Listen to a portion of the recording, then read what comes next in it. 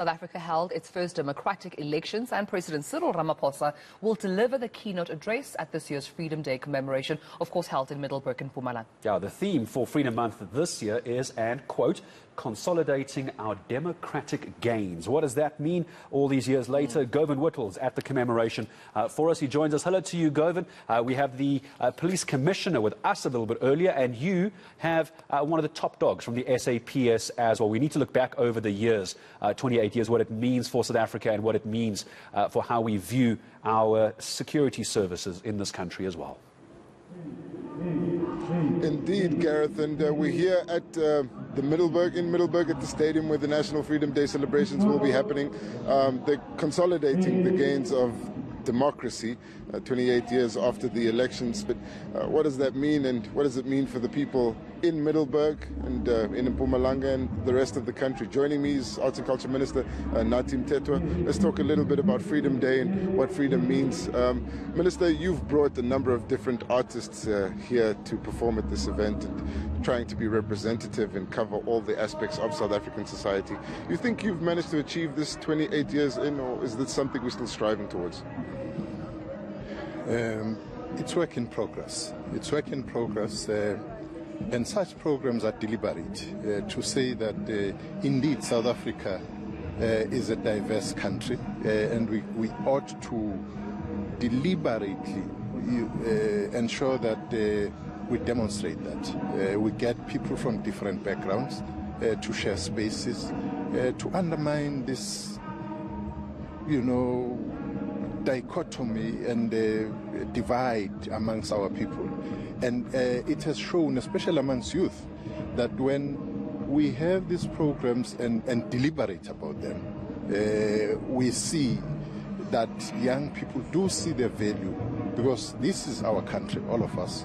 We have to find each other. We have to ensure that we coexist, we work together to build South Africa. It can't be built by certain sections of society, and this demonstrates precisely that. The question of young people disengaging with democracy is growing now, particularly when you look at the voter registration numbers and the actual turnout among young people. So there is a drive to include them in the South Africa's democracy, in their systems. When you talk about defending democratic gains, where's the focus on, really? Well, the focus is first and foremost acknowledging the path we've traversed so far since 1994. Acknowledging that something has been done, something has happened. You can, look at the variety of issues. The first thing for me would be the dignity of the people of South Africa. That the majority of the people of South Africa today are recognized as full human beings, not subhumans. And that can be taken for granted, but it's very fundamental. That's at an intangible level. At a tangible level, this government, over a period of time, has been involved and engaged in ensuring that it cares for its people through shelter, through basic services and so on. The 2019 baseline study, for instance, allude to the fact that you have 82% of adult population with formal housing. You have reached 92%, for instance, at the level of coverage on electricity. Young people, the ones we are talking about, mainly, it was just a dream in the past to be supported by government financially through their studies and so on and so forth. So we've got to consolidate that, and the focus is that let's not regress. Let's consolidate and advance, because it's quite important that we do not go back from where we are. Yeah, how big is that risk, considering youth unemployment hitting 65% and people's access to employment getting smaller around the country, and opportunities not seeming to be long-term, or giving a less contract employment being offered to young people. So those do seem like ingredients that could lead to the unsettling of those democratic gains. How big do you think that risk is? True, it's a big risk. If you have a society and a country where young people are not engaged in any way, you run a big risk, especially for a democratic situation.